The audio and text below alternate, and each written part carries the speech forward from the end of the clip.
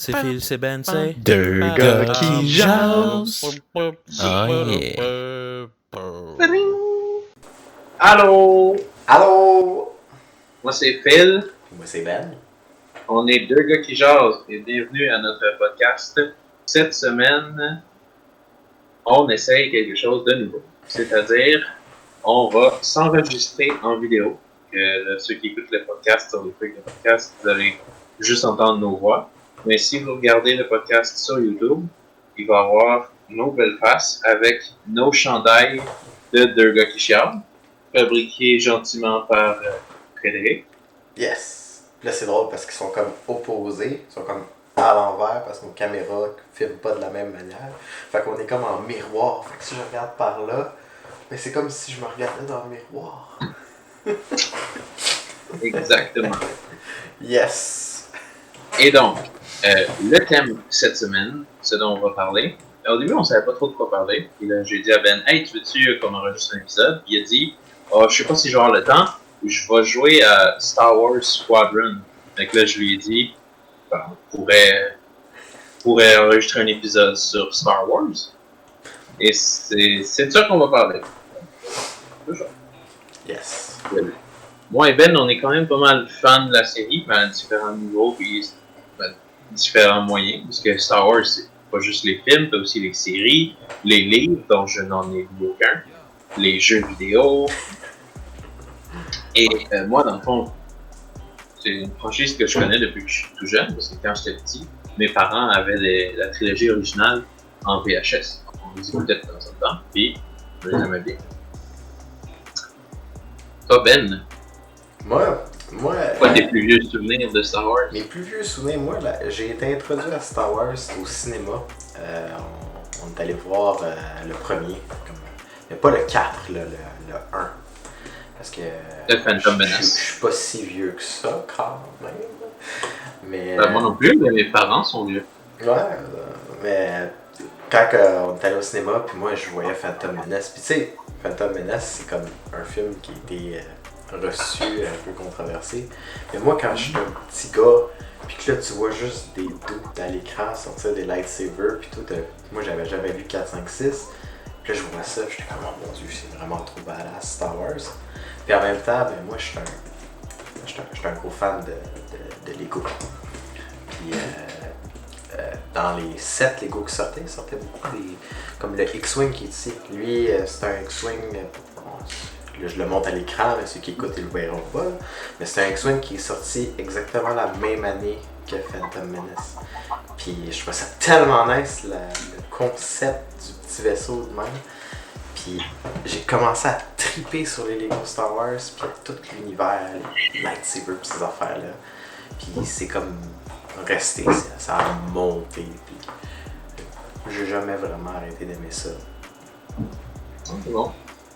Moi, j'ai joué quand même à beaucoup de jeux vidéo de Star Wars. Donc, bien sûr, il y a eu le classique Lego Star Wars. Mais ceux dont je me rappelle le plus, c'est les Battlefront, les deux premiers, qui étaient sortis pas longtemps, et non les nouveaux faits par DICE. Et il y avait aussi un jeu que j'avais joué sur Xbox, qui était Star Wars Republic Commando, dans lequel tu contrôles une petite escouade de 4 clones. C'est un jeu de tactique, c'était un first person, mais tu peux indiquer à tes clones, ok, toi va là, mets-toi en position d'artillerie, toi va là, mets-toi en position sniper. C'est vraiment le fun. Ouais.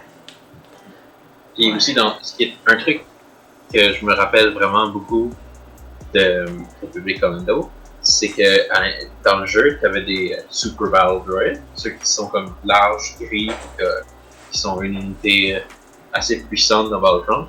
Mais dans Republic Commando, c'était des monstres. Il y avait des espèces de grosses machines qui tombaient du ciel, qui s'ouvraient, là, qui spawnaient des Super Battle Droids. Ça, c'était épeurant parce que c'était des grosses affaires qui décimaient ton escouade. Puis, au début, t'en rencontrais un, c'était top.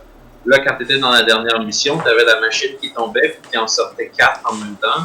Quand t'en tuais un, il y en avait un autre qui sortait, et c'était stressant. Ça faisait le changement des petits Geonosiens dans la mission. Ouais, c'est sûr. Moi, dans les jeux, je pense que les jeux que j'ai joué pas mal, c'était les Force Unleashed. Force Unleashed 1, Force Unleashed 2. Puis tu sais, c'est comme. C'est pas tant canon. Mais. Plus maintenant. Non? Ouais, plus maintenant. Mais l'idée principale de Force Unleashed, c'était quand je trouvais ça intéressant. Puis je trouvais ça très cool, un dude qui avait comme 2 lightsabers, puis qui était vraiment fort avec la force, puis qui était capable d'enlever le lightsaber de Darth Vader. Puis moi, quand j'ai su, tu sais, un bonhomme, quelqu'un qui se fait entraîner par Darth Vader, moi dans ma tête, genre, la fin, fallait que ça soit ce qui est arrivé dans le jeu. Là, tu sais, on s'entend que c'est un vieux jeu, spoilé. Mettons spoiler. On va essayer de pas spoiler trop alert spoiler. pour tous les jeux de Star Wars qui sont sortis avant 2015. Ouais, fait que la fin du 1, c'est. Ben c'est ça, le personnage n'existe pas dans les films, donc faut comme pas qu'il soit là, tu sais. Fait que moi j'étais là à la fin du 1, il meurt, puis moi j'étais bien correct avec ça. Puis là ils ont comme décidé de faire un deuxième jeu. Là je suis comme. Ok, tu sais, ok. Puis il a été bien reçu, je veux dire, le jeu est très bien, c'est juste. J'étais un peu triste parce que moi je voulais j'étais content qu'il meure à la fin parce que ça suivait, ça fitait. Puis là ils ont C'est une belle boucle à sa narrative. Ouais, puis là le 2, il y a comme un système de ben il est cloné pis tout, pis. Je sais pas, ça m'a moins touché, je suis un peu déçu. Sinon, ben, comme on a parlé dans un autre podcast, j'ai joué au le fiasco de EA. Stars Battlefront 2. Mais ouais. Puis là, ben, il y a Squadron qui vient de sortir, qui est un jeu vraiment pas simple. Puis je m'améliore. Ouais, tu joues depuis quand? J'ai joué. Ben, j'ai pas joué tant que ça. J'ai joué un peu. Mais il est sorti, il est quand? Montréal? Il est sorti, je pense avant hier. Ouais. Avant hier. Puis j'ai joué un peu hier. Puis à date, tu sais, dans les films, les dudes par rapport qui poursuivent les héros, puis qui rentrent dans les murs, ou qu'il y a des portes qui se ferment, les héros passent, puis l'autre qui rentre dans le mur. Moi, je suis le gars qui rentre dans le mur. Ouais. Comme Luke, il lance son grappin puis il commence à tourner autour du AT-AT. Toi, t'es le gars qui se fait shut down par le AT-AT. Moi, je suis le gars en background. Going down! Moi, je suis le ça en background qui tombe, là. Je suis même pas dans la scène. Je m'améliore. C'est ça que je peux dire. Je m'améliore. Moi, en ce moment, j'ai quand même bien hâte à la saison 2 du Mandalorian. Ah ben oui. Ah ben oui. Ça... c'est une autre histoire. Ouais, j'aime beaucoup le feeling space western. Mm-hmm. Et je trouve que c'est quand même bien d'avoir une histoire qui est pas embourbée dans les mêmes 2-3 familles. Là. Ouais, je trouve que c'est nice. Ça sort du lot, puis ça fait pas juste sortir du lot. Ça sort bien du lot. Ouais. Je trouve que c'est mieux fait. Puis ça garde C'est l'univers. une série qui est tout simplement de qualité. Ben, Star Wars ou pas, c'est bon. Ben ouais. C'est. Puis, tu sais, des fois, le monde. Il y a certains films ou séries qui sont basées sur Star Wars, mais qu'on dirait que c'est juste comme ils ont plugué le titre dessus, puis que c'est pas vraiment le cœur de Star Wars. Puis, on dirait que c'est juste plus un univers sci-fi que l'univers. Moi, c'est dur à expliquer. As-tu un exemple concret? Ben, pas tant. Pas tant. T'arrives dans les derniers. Mettons dans le Mandalorian. Toutes les scènes où est-ce que t'as les Stormtroopers, où est-ce qu'ils se jasent, ils veulent être, ils font encore partie de l'Empire. Il y a le concept de la rivalité, l'espèce de côté, comme tu disais, western, où est-ce que t'as les bandits, les gentils, les gens de bord. L'espèce. C'est parce que c'est pas juste un combat, c'est pas juste une guerre, c'est aussi du politique, la relation entre les gens, c'est la façon que l'univers est bâti. Puis t'arrives, moi c'est un peu ce que j'ai de la misère avec les derniers films, c'est qu'ils oublient l'univers.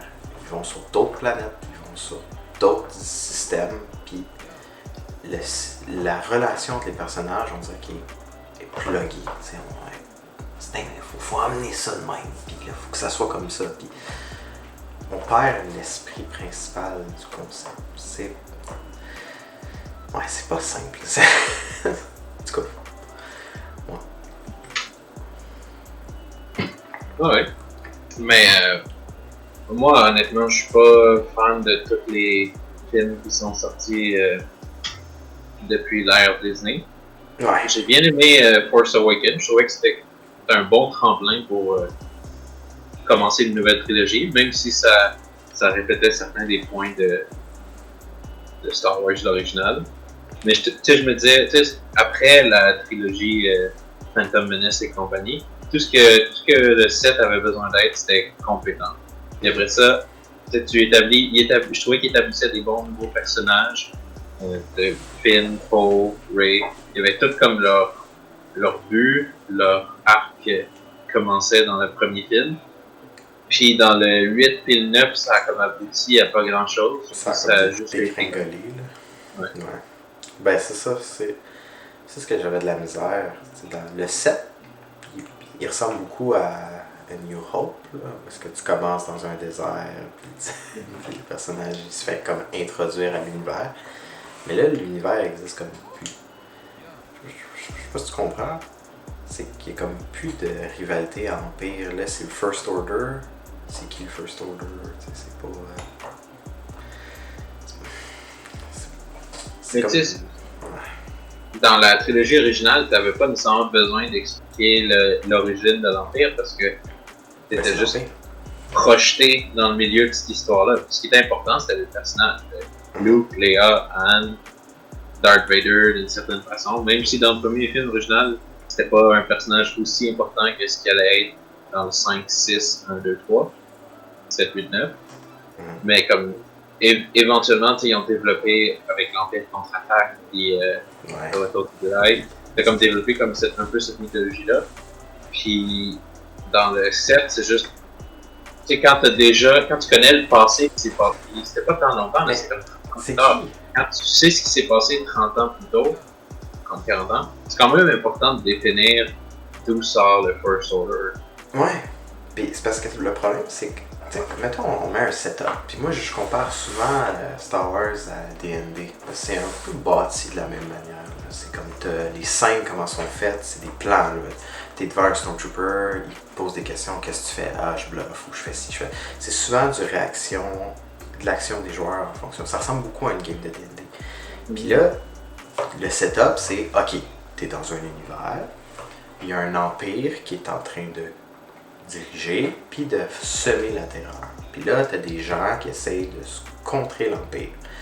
Toi, t'arrives dans l'univers. Qu'est-ce que tu fais, t'sais? Là, t'arrives, t'as pas besoin de te poser la question, ben, l'empire d'où il vient? Ben, c'est l'empire, il y a eu de la politique qui s'est donnée à un moment donné, il y a eu des conflits, peu importe, mais tu sais qu'il y a un empire qui dirige. Point. Là, t'arrives dans le set. Bon, essaie d'expliquer le setup. Ok, là, t'es sur une planète, t'as un personnage qui est dans un désert, il y a un empire qui est décédé, qui est tombé, ok. Puis là, t'as un nouveau groupe par rapport que tu sais pas qui c'est qui domine. Là, t'es comme, ils vont chercher où leurs ressources, comment ils font pour être puissants, comment ils sèment la terreur, et c'est qui dirige, pourquoi ils dirigent, tu sais. C'est un des points que j'ai les plus négatifs pour moi, c'est que t'as aucune idée c'est qui. C'est pour ça que je dis c'est plus tant de l'univers de Star Wars. Un autre point par rapport à ton truc, c'est que autant l'Empire que le First Order, ils n'ont pas vraiment, mais surtout le First Order, ils n'ont pas vraiment d'idéologie. Tu sais, c'est quoi leur but? Avoir du pouvoir. Pourquoi? Tu sais, l'Empire était déjà établi, c'était ceux qui sont au pouvoir et qui veulent garder le pouvoir. Yeah. First Order, ils veulent gagner le pouvoir pour. Puis là, l'Empire, t'avais tout le concept des Sith qui existait. Puis Les Sith, leur but c'est de gagner du pouvoir, mais les First Order, les Sith, c'est pas vraiment là. Ils introduisent les Knights of Ren. Savais-tu c'était qui les Knights of Ren avant l'épisode 7? Moi non plus. Non. Ben, pourquoi qu'ils se battent? Ok. Puis dans les 1, 2, 3, ben là t'avais la République contre les séparatistes, qui est comme le passé de l'Empire. Puis là tu vois comment que l'Empire est devenu l'Empire. Puis c'est pour ça qu'ils sont quand même importants. Puis moi ce que j'adorais des 1, 2, 3, c'est le côté que t'as une guerre entre deux factions, puis que le gars qui dirige les deux factions, c'est le même. Moi, ça définit ma vision de n'importe quelle guerre, n'importe quelle politique. Moi, j'aime beaucoup le lore derrière la guerre de Clone. C'est pour ça que j'adore, peut-être pas j'adore, mais j'aime bien la série Clone Wars. Mais le problème avec les films 1, 2, 3, c'est que la façon dont ils sont filmés, d'un point de vue cinématographique, c'est de la grosse dompe. Ben, c'est du pow-pow, beaucoup de pow-pow. Ouais, mais il y a aussi beaucoup. Je l'avais réécouté un moment donné en me disant, ça va être des scènes de lightsaber mindless. Mais il y a vraiment beaucoup de scènes de dialogue vraiment plates, puis avec aucun but, vraiment. Ils font pas vraiment avancer l'histoire. Il y a aucune technique cinématographique intéressante. C'est souvent genre deux personnes qui sont dans une pièce, face à face, de deux angles de caméra. Le background, il est fait par l'ordinateur, puis ils parlent. Puis là, c'est ça. C'est beaucoup de scènes qui te donnent envie de dormir. Moi, quand le 7 était annoncé, qu'il y avait les trailers, je me suis dit, je vais peut-être écouter les Star Wars, tu sais. J'ai écouté le 4, 5, 6, c'était super bon. C'est le jeu original, bien aimé.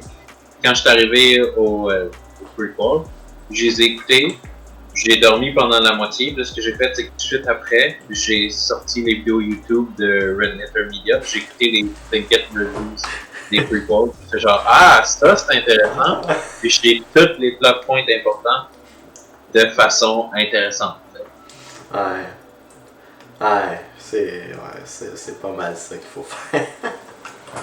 Même 7, 8, 9, c'est un peu ça. Là.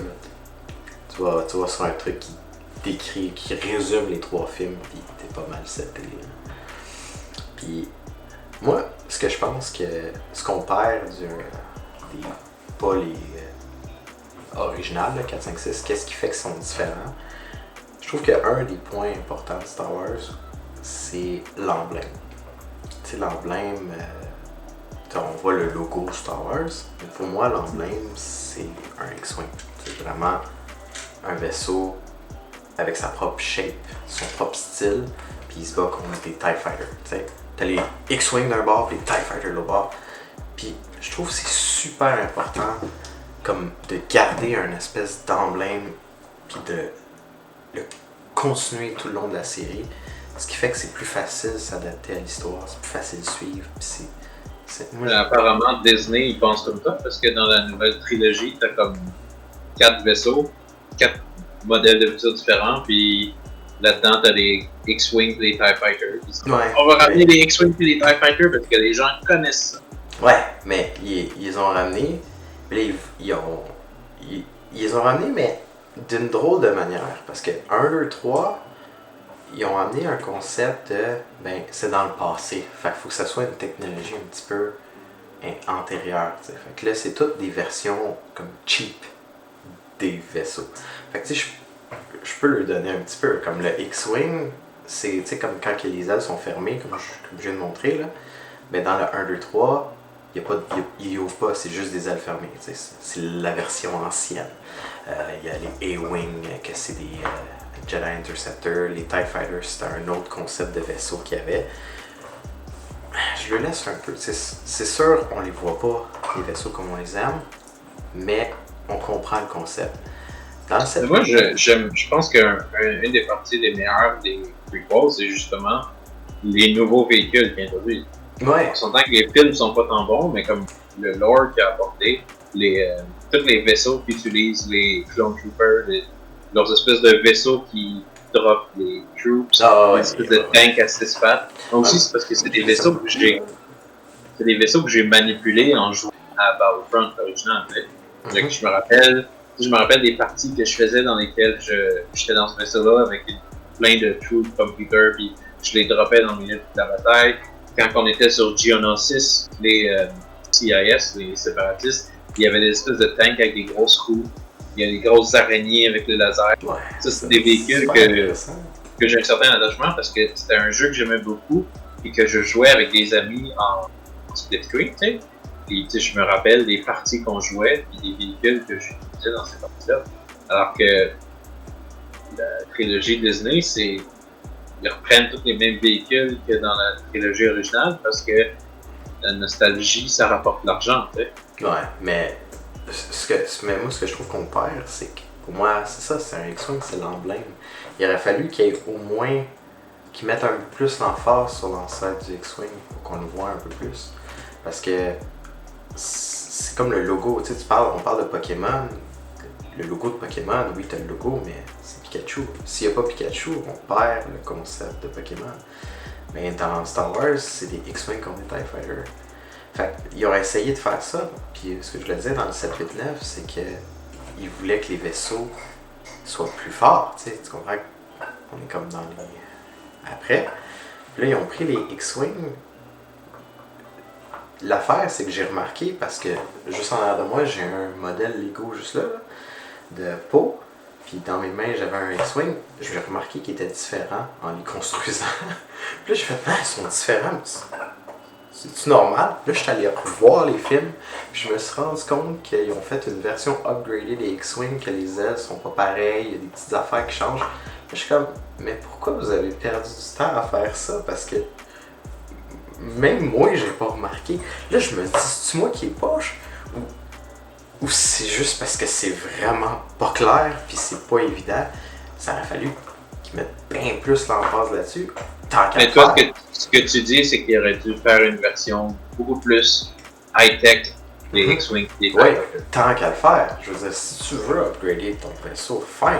Que tu veux faire comme les prequels, ou est-ce que tu mets des nouveaux vaisseaux, mais avec une technologie inférieure, ben là, arrange-toi pour que ça paraisse que c'est une technologie supérieure. Là, ça paraît pas, là, c'est juste la même shape. Les fait qu'ils voulaient garder l'emblème, mais upgrader en même temps, fait que le vaisseau n'est pas pareil. Là, les TIE Fighters, ben, au lieu d'être gris puis noirs, ils sont gris puis rouge, noir puis rouge. Mais ils ont toute une technologie différente.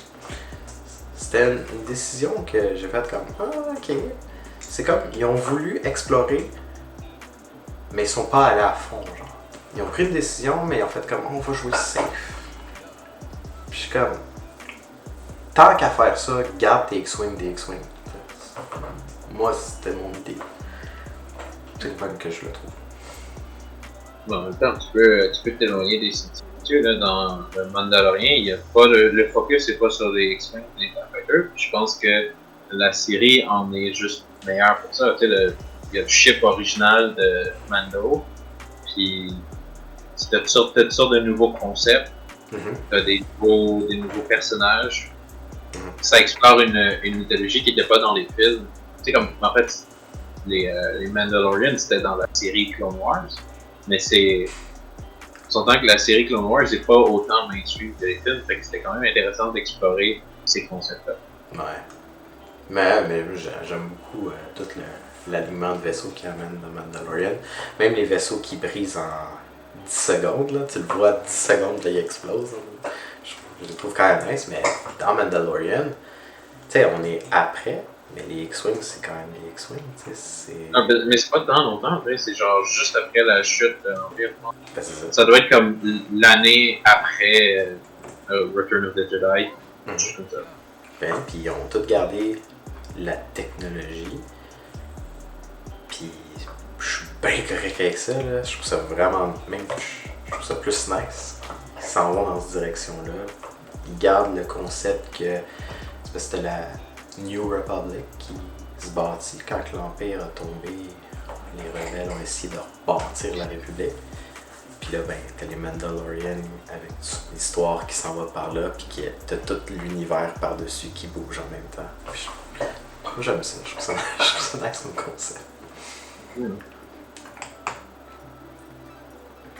Fait que c'est ça. Sinon, qu'est-ce qu'il y a d'autre?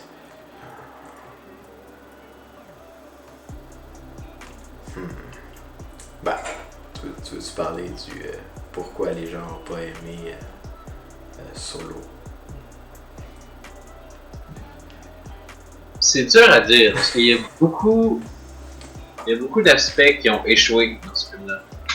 Puis, tu sais, on peut commencer par un de ceux qui est répété le plus souvent, puis c'est juste que la luminosité est vraiment basse, fait que souvent, il y a des gens qui se plaignent qu'ils voient pas ce qui se passe dans les scènes. Moi, je dirais pas ça parce que j'ai pas eu ce problème-là personnellement, mais en termes de pourquoi le film n'a pas marché, je te dirais que c'est ce que je pense qui est la raison principale, c'est parce que c'était une origin story qui était absolument pas nécessaire. Ça, je suis très d'accord. Je pense que juste avec ça, avec le point de tu sais, les gens ils aiment Solo. Si ils aiment Han Solo comme personnage, t'as pas besoin d'y faire une origin story. Là, non, parce que tu laisses l'imagination des gens. Savoir d'où vient son veston, c'est pas une information qui est importante à ton développement personnel. Non, je trouve que c'est vrai. Moi, c'est pas un des points que j'ai pas aimé. Mais moi, je pense que la raison principale, selon moi, là, c'est qu'ils ont sorti le film comme entre deux années. Il y a comme sorti 2 films de Star Wars cette année-là. Puis les gens, ils faisaient tout comme un autre. On n'a pas assez de films de Star Wars qui sortent. Un autre film. Puis là, les gens ont été curés d'aller voir Star Wars. Je pense que c'est juste pour ça que ça a propagé initialement. Bon, puis en plus, ben, il y avait c'était dans le temps du 8 aussi. Là, il y avait eu de la controverse. Beaucoup de controverses dans Star Wars 8. Fait que là, ils ont comme sorti Solo, puis j'ai le feeling qu'il a été rush, hein, qui a été fait vite. Ben oui, mais... Mais ouais, là, c'est vrai que c'est triste. Je trouve que certains personnages, laisser l'imagination de la personne sur comment il a réussi telle affaire, je veux dire, c'est correct. Puis, moi, ce que j'avais dit quand j'avais vu ce film-là, c'est que j'ai l'impression qu'ils ont fait tout un film juste pour expliquer pourquoi que un parsec, qui est une unité de distance, soit comparé à une unité de temps.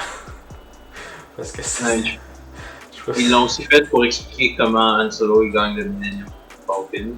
Aussi, ce qui est au final pas une scène qui est importante. Je pense que c'est dans le after credit scene qui est fun. Ouais. Puis, ouais. Parce qu'il y avait, tu sais, dans le Star Wars original, il y a beaucoup de séquences où est-ce qu'ils sont controversées. Tu sais, la Who Shot First, ou la scène, ben c'est ça qui dit qu'il a fait le Kessel Run je pense que c'est 12 parsecs, mais là t'es comme parsec, c'est une unité de distance. T'as fait une distance en temps de distance, ça marche pas. Puis, mais il y a des gens, oui, il y a une théorie par rapport à cette scène-là.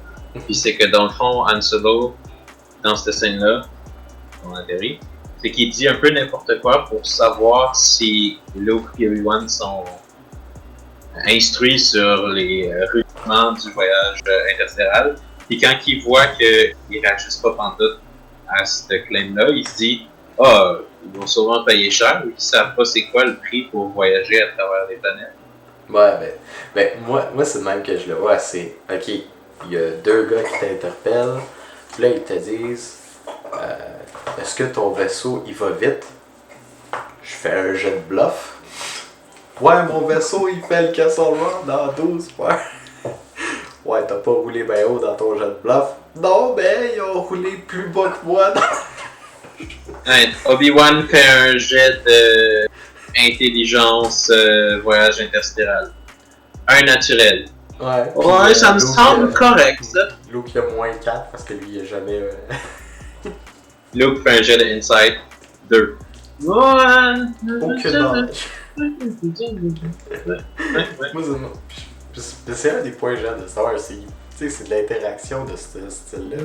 L'autre controverse qu'il y avait eu, c'est pourquoi que la Death Star avait une immense station spatiale explose sur une petite bombe de X-Wing.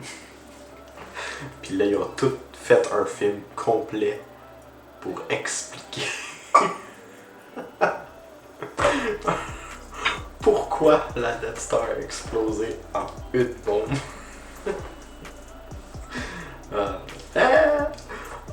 Mais sur mon avis, je pense que j'ai préféré Rogue One solo.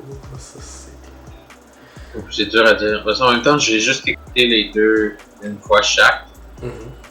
Puis, il y en a aucun des deux vraiment qui m'a interpellé. Mais je pense que j'ai peut-être plus aimé Rogue One parce qu'il y a plus de scènes de Rogue One dont je me rappelle avec comme pas de la nostalgie, mais comme avec intérêt. T'sais. Solo, les scènes dont je me rappelle avec intérêt, c'est quand il rencontre Chewbacca. Puis qu'apparemment il sait parler le Wookiee. Mais ça c'est drôle. Tu sais. Ouais. Mais ça devient une autre controverse. What the fuck, comment t'as bon, c'est pas grave, là, c'est un monde avec plein d'extraterrestres. Ouais. Mais c'est vraiment aussi la scène quand il bloque, il est genre, ouais, ce ship-là, il va nous aider, puis il y a 800 soldats, puis ils vont tous péter à elle. Là, le Millennium Falcon fait juste, ciao! Puis là, ce est comme, bon, moi je vais aller me cacher. Tu sais, c'est des petites scènes comme ça. Mais comme Rogue One, je trouve qu'il y a quand même plus. Tu sais, j'aime beaucoup le personnage du robot, K2SO, là. Je ne me rappelle plus son nom exactement, mais c'est le robot qui était voicé par Dick. Lui, je l'aimais bien. J'ai trouvé que la scène de la fin, spoiler alert pour Rogue One, la scène de la fin où tout le monde meurt, t'avais tout le monde qui faisait leur petit objectif, t'avais le Donnie Yen qui était comme la force est avec moi, je suis un avec la force. Il passe à travers le champ, il évite tous les tirs, il appuie sur le bouton. Ok, c'est bon. Là, il se fait shotter dessus. Mais ça, tu sais, j'ai aimé ça, cette bout-là. J'ai aimé quand le robot est genre. Il se sacrifie pour que Jin puis l'autre, ils puissent rentrer dans la salle avec le plan, puis il shoot les Stormtroopers, puis il ferme la porte, puis là, tu sais que genre, il meurt pour la cause, puis il est comme, oh non, je l'aimais. Puis à la fin, les deux, ils sont assis. On a envoyé les plans. On a réussi notre mission. Puis là, ils se retournent, t'as juste comme une explosion nucléaire, puis ils sont comme, on va mourir pour une cause. Et là, ils sont à côté, puis ils meurent. Et tu sais, c'était une fin comme bittersweet, là, douce amère. Ouais. Puis après ça, t'as juste Darth Vader qui massacre tout le monde. Ça, honnêtement, je pense que la scène aurait été vraiment meilleure si c'était la seule fois où on voyait Darth Vader tout le film. Ouais. Mais quand même, c'était quand même genre quand t'as le couloir sombre et que t'entends juste la respiration, tu vois le sable, t'es comme ok. C'est bon, ils sont tous morts. Adieu. Adieu. Ça finit avec Darth Vader qui regarde s'éloigner, puis là t'es comme ok, c'est bon, c'est une belle fin. Puis là le film est comme non, on continue, et on va aller donner les plans à une poupée en forme de princesse Leia. Là j'étais comme ah, ouais, votre CGI est pas assez bon pour imiter une vraie personne. Attendez, une couple d'années encore. Ouais, mais au moins ça suit l'histoire, c'est logique. Puis c'est ce que j'étais correct avec le film, c'est tous les personnages que dans le film, tu les revois pas dans les autres. Fait il faut qu'ils soient plus là d'une manière ou d'une autre. Fait que le fait qu'ils aient tout tué, honnêtement, t'es pas obligé. Je pense pas que c'est obligatoire de boucler la boucle. T'sais. Au pire, si, mettons, un des personnages réussit à s'enfuir, il est pas dans les films, c'est correct, parce que l'univers de Star Wars est tellement énorme qu'il pourrait être sur une planète qu'on visite jamais dans les films. T'es pas obligé de tuer chaque personnage qu'on voit pas dans la trilogie originale. Non, et comme t'es pas obligé de terminer le film exactement à la seconde où commence Star Wars. Ouais, c'est sûr. Mais je trouve que ça donne un bel effet pareil. Que, tu vois, là, ça finit parce que c'est le petit côté nostalgique qui amène au 4. Là. Mais. Non, mais moi, je trouve que c'est important que tu vois un peu où ils s'en vont parce que c'est comme un. c'est un film qui est comme patché entre le 3 et le 4. Là. Il est fait pour être mis là. T'sais, c'est pas un film, une histoire, a Star Wars story. Genre, c'est vraiment c'est comme le Star Wars 3.5. C'est plutôt le même qui devrait l'appeler. Ou 3.9 parce qu'ils ont l'intention de faire un 3.8, un 3.7, un 3.6. Déjà, t'as Solo qui est 3. 3. Je sais pas combien parce que la fin de Solo, je la comprends pas. Honnêtement. T'sais, la fin, il s'en va avec le Millennium, puis je suis genre ok, mais il parle d'un tel place, puis je suis genre, ok, tu sais, je veux dire, il fait sa vie, il va probablement faire affaire avec plusieurs contrebandiers parce qu'il va smuggle des shit. Mais éventuellement, il se rend à Job. À Jabba, ouais. C'est ça, il va aller sur Tatooine, pas le choix. Mais c'est toute la partie avec sa blonde, là. Je me souviens plus du nom du personnage, je me souviens juste que c'était Emilia Clarke. Mais c'est le fait que, c'est comme, elle s'en va avec le vaisseau, puis là tu vois Darth Maul, c'est toute l'affaire de oh my god, mais je suis pourquoi? Ils ont fait un Solo 2? Tu sais pourquoi? Non, pas pour ça. Non. Pourquoi on voit Darth Maul? Tu sais pourquoi? Dans ça?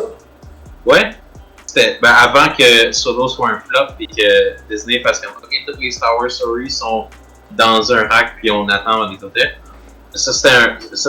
Ils voulaient faire un teaser pour. Probablement Darth Maul de movie à Star Wars. Non. C'est qui a coupé Darth Maul en deux? C'est Obi-Wan. C'est ça, Obi-Wan the movie. Hein? Il y avait même des plans, puis Ewan McGregor. Yes, je suis down, j'ai manqué ça.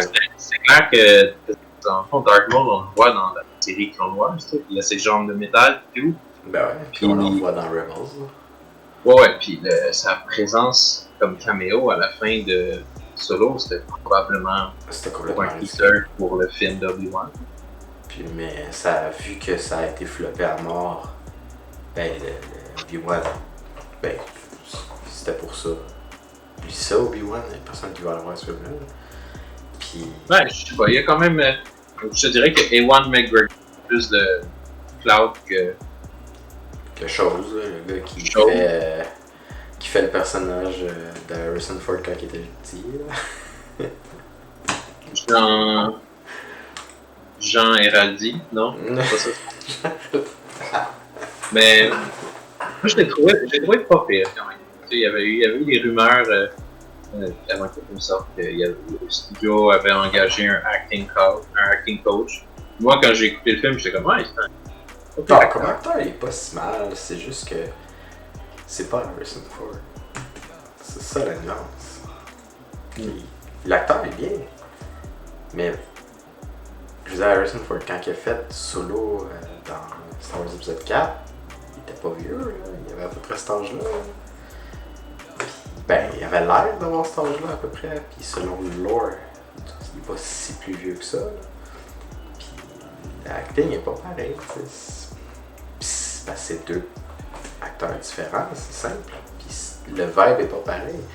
Et en même temps, je trouve que Harrison Ford, pour jouer des personnages qui sont dans le marbre, notamment dans Indiana Jones, des affaires de même, il l'a bien, il fait bien le personnage qui est dans le marbre, puis qui il se sort de la marbre d'une manière ou d'une autre. C'est une question de feeling, I guess. Check your feelings. You know it to be true. No! Close your eyes. Feel the force. Dun, dun, dun, dun, dun. Regarde-moi. Bon, je vais arrêter avant qu'on se fasse copyright strike. Ah ouais, c'est sûr. Mais ça, on peut en parler un peu. Et Star Wars et John Williams, la musique, c'est assez intense. Honnêtement, ça aussi c'est un des emblèmes. Ben oui. Il n'y a pas un film de Star Wars qui peut commencer sans avoir la musique de Star Wars qui joue en partant. Puis Mais je pense que Solo et Rogue One, il y avait il n'y avait pas de crawling text pour le film, si je me souviens bien. Ah non? Ah, je me rappelle pas s'il y avait la musique au début, mais il me semble qu'il y avait la musique au début. Il me semble que j'étais au cinéma dans des box, là, les bancs qui bougent, là, quand on était là, quand ça a commencé, le banc a juste fait ah! Puis là, on est tous tombés par là. Avec la musique qui jouait. C'était peut-être pendant un des vrais films. Ben, Mais il y avait le title screen Star Wars, mais il n'y avait pas le texte. Non, mais. Ça fait qu'il y avait peut-être la musique. Ouais, Mais c'est comme. ça.